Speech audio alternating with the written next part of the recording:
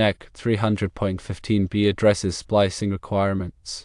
Splices can be made by twisting conductors together, soldering, and insulating them with material meeting 300.15c requirements, or by using an approved splicing device.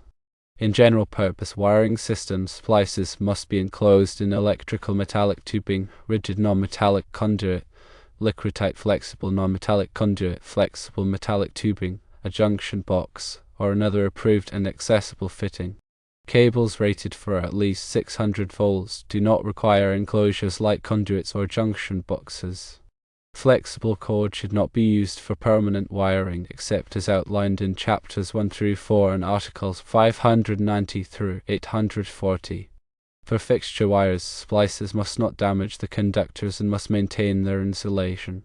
Insulation used for splices must be approved for the purpose and extend a minimum of 3 5/8 inches, or 92 millimeters, on each side of the joint.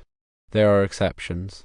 1. For fixture wire used in raceways, excluding situations described in 402.8, 402.9 and 410.14c.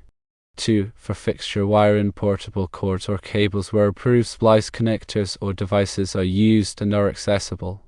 3. Where conductors enter or leave a raceway or enclosure, the insulation must extend beyond the enclosure wall by 1/8 inch, or 3.2 millimeters for each 8 inches, or 203 millimeters of cable diameter.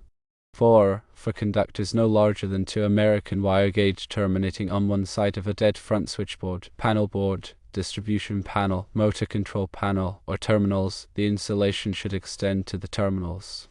5. For branch circuit conductors terminating on one side of a switch, press to connect type receptacle, a similar device, installation must follow the manufacturer's instructions. 6. For stranded conductors used as taps, the tap conductor must not be smaller than the branch circuit conductor, and the termination must be made with an approved pressure type device.